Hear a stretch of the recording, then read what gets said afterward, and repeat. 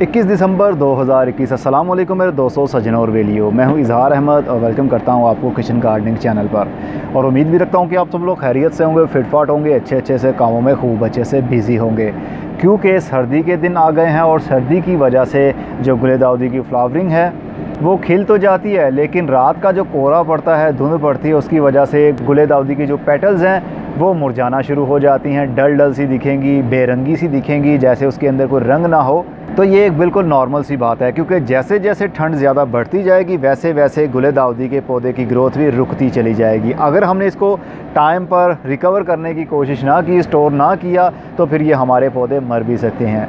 पिछले साल मैंने वीडियो बनाई थी, 2 मरे हुए पौधे तकरीबन मरने के वो करीब थे, उनको मैंने कैसे बचाया और उनसे तकरीबन मैंने 100 के करीब पौधा कैसे बनाया, आप लोगों ने देखा ही था। लेकिन अब फिर दिसंबर के महीने में सेम वही सीज़न आ गया है, जो हमारे पास ये पौधे बच गए हैं। ये काफ़ी डल से हैं, इनकी फ्लावरिंग देखने पर खूबसूरत लगती ही नहीं है, क्योंकि ये ना तो शाइन कर रहे हैं और ना ऐसे लग रहा है जिस तरह नए फूल खिले हों। इन फूलों को खिले हुए भी तकरीबन 15 से 20 दिन हो गए होंगे। ओपन एरिया में रखने की वजह से इस तरह के फूल हो जाते हैं। अगर हमने इनको पॉली हाउस के अंदर रखा होगा तो फिर ये काफ़ी दिनों और काफ़ी हफ्तों तक ऐसे ही देखने में नज़र आते हैं जैसे कि अभी अभी फूल खिले हों। तो इनको स्टोर करने का तरीका है, इनके ऊपर जितना भी बोझ है वो सारा बोझ हम कम करना चाहते हैं। बिल्कुल उसी तरह जिस तरह इंसान की ज़िंदगी में इंसान के ऊपर ज़िम्मेदारियों का बहुत सारा बोझ पड़ जाए तो फिर वो इंसान कमज़ोर होने लगता है, परेशान होने लगता है, डे बाय डे उसकी ग्रोथ भी रुकने लगती है। तो पौधों का भी कुछ यूं ही हिसाब है। इसके ऊपर पूरा बोझ है, इस वक्त इसने फूलों को संभाला हुआ है, इसके ऊपर पूरा बोझ है फूलों का। तो फूलों का बोझ हम इसके ऊपर कम करना चाहते हैं ताकि ये आने वाले सीज़न में तकरीबन फरवरी के महीने में इसकी नई शूट्स निकल सकें, नई नई टहनियाँ और पत्ते आ सकें। एक पौधे से कई 100 पौधे या हज़ारों पौधे भी आप बना सकते हैं एक सीज़न के अंदर अंदर। अब फॉर एग्ज़ाम्पल ये मेरे पास जितने भी पौधे हैं, अगर मैं अभी इनकी ट्रिमिंग करूँगा, अभी मैं आपको करके भी दिखाऊँगा, तो इनको मैं स्टोर कर लूँगा पॉली हाउस के अंदर, या फिर कैसे स्टोर करना है वो भी आपको भी बताता हूँ। अगर हमने इसको संभाल लिया तो आने वाले साल तक इन थोड़े से पौधों से हम बहुत सारे पौधे बना सकते हैं कटिंग के थ्रू।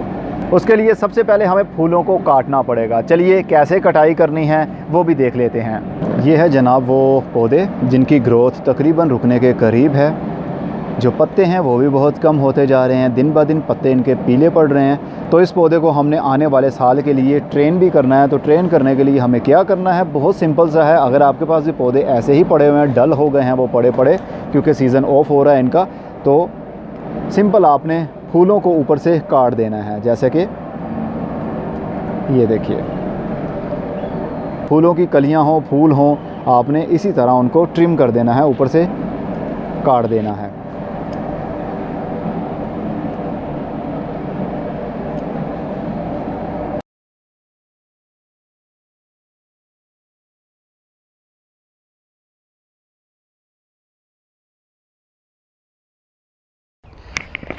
लीजिए, अब इस पौधे के ऊपर जितना भी बोझ था फूलों का वो सारे का सारा हट चुका है। अब पौधे का पूरा फोकस होगा अपनी साइड ब्रांचेस निकालने में, नए नए पत्ते निकालने में। और आने वाले टाइम के लिए तकरीबन फरवरी से मार्च के महीने में दोबारा से इसको फूल लग सकते हैं। गुले दाउदी को साल में तकरीबन 3 बार फूल लगते हैं, लेकिन मोस्टली ज़्यादातर 2 बार ही इसको लगेंगे। एक तो तकरीबन जुलाई से अगस्त के महीने में और उसके बाद नवंबर से दिसंबर के महीने में। अब फॉर एग्ज़ाम्पल हमारे पास ये भी टूटी हुई टहनी है, इसको भी हम एज़ आ कलम लगा सकते हैं। इसकी ये कली भी लग रही है, लेकिन कली हमने नहीं रखनी साथ में, इसको तोड़ देंगे और इसको हम यहाँ से काटेंगे। इसकी नीचे वाले जितने भी पत्ते होंगे उसको काट देंगे। That's it. अब ये जो टहनी है हमारे पास तकरीबन 1.5 इंच की टहनी है, इसको हम सॉइल में लगा लेंगे, कटिंग ग्रोइंग मीडिया के अंदर लगा लेंगे, तो इसकी रूटिंग भी शुरू हो जाएगी। लेकिन अभी टाइम कलमे लगाने का नहीं है गुले दाउदी के लिए, क्योंकि रात के टाइम काफ़ी ठंड बढ़ जाती है। तो अभी अगर हम कलमे लगाएंगे तो बहुत सारी हमारी कलमें ख़राब हो जाएंगी। फ़िलहाल के लिए जो टाइम है वो पौधे के ऊपर बोझ कम करना है। जितना बोझ आप कम करेंगे उतना ही आपके पौधे के लिए अच्छा होगा। आने वाले सीज़न के लिए आपके पास बहुत सारे पौधे फ्रॉम कटिंग आप खुद से बना सकेंगे, कटिंग ग्रोइंग मीडिया के अंदर लगा कर। अब ये कटिंग ग्रोइंग मीडिया है, इसके अंदर हम कलमें लगा सकते हैं। ज़रूरी नहीं कि जो मैं चीज़ दिखा रहा हूँ आपको कि इसी के अंदर ही कलमें ग्रो होंगी और किसी चीज़ के अंदर नहीं हो सकती, ऐसा बिल्कुल भी नहीं है। जो आपके पास चीज़ है आप मिट्टी के अंदर लगा सकते हैं, कोकोपीट के अंदर लगा सकते हैं, जो भी मीडियम आपके पास मौजूद है। बस उसके अंदर कोई खाद या गाय का गोबर मिक्स नहीं होना चाहिए, क्योंकि कलम लगाने के लिए हमें गाय के गोबर की ज़रूरत नहीं है, क्योंकि उसके अंदर नाइट्रोजन होती है। जितना ज़्यादा हम ऑर्गेनिक मैटर कटिंग लगाने के लिए इस्तेमाल करेंगे, फंगस लगने के चांसेस उतने ही ज़्यादा बढ़ जाएंगे। कटिंग ग्रोइंग मीडिया अगर आपके पास नहीं है तो भी घबराने की ज़रूरत नहीं है। सिंपल आप कोकोपीट के अंदर भी लगा सकते हैं, राइस हस्क ऐश यानी चावल के छिलके की जो राख होती है उसके अंदर भी लगा सकते हैं। अगर आपके पास ये भी नहीं है तो ओनली बालू मिट्टी के अंदर भी लगाई जा सकती है। गार्डनिंग को जितना आप अपने लिए मुश्किल बनाएंगे वो उतनी ही मुश्किल होती चली जाएगी, और जितना आसान समझेंगे वो उतनी ही आसान होगी। ये जो cutting growing media, seed growing media, soil less potting soil, ये सारी चीज़ें तो आजकल आई हैं। पहले तो ओनली मिट्टी के अंदर ही गार्डनिंग होती थी, लेकिन ये चीज़ें इस्तेमाल करने से फ़ायदा भी बहुत हमें मिलता है। एक तो वज़न कम पड़ता है अगर रूफ टॉप के ऊपर हम कर रहे हैं, और दूसरा इसको मैनेज करने में बहुत आसानी होती है। इसके अंदर मॉइस्चर बना रहता है, बहुत ज़्यादा जो पानी है वो कलमों को नहीं मिलता है। इस तरह कलमें आपकी ख़राब नहीं होती, मोर्टेलिटी रेट कम हो जाता है। मिट्टी के अंदर काफ़ी रिस्की काम होता है, लेकिन ऐसा नहीं है कि मिट्टी के अंदर आप ये सब कुछ नहीं कर सकते। ये सारा कुछ आप मिट्टी के अंदर भी इसी तरह कर सकते हैं जिस तरह हम सॉफ्ट मीडियम के अंदर कलमें लगाते हैं। ये देखिए, इसी तरह सारे पौधों को हम गंजा कर देंगे, पत्ते ऐसे ही रहने देंगे। सिर्फ जो फूल की टहनी है ये इस तरह की हम सारे पौधों से उतार देंगे, काट देंगे उनको, और पौधों को रखेंगे पॉली हाउस के अंदर। अगर हमारे पास पॉली हाउस नहीं है तो फिर कोई बड़ा सा आपने शॉपिंग बैग लेना है, जैसे कि ये ट्रांसपेरेंट है, आर पार हम इसके देख सकते हैं।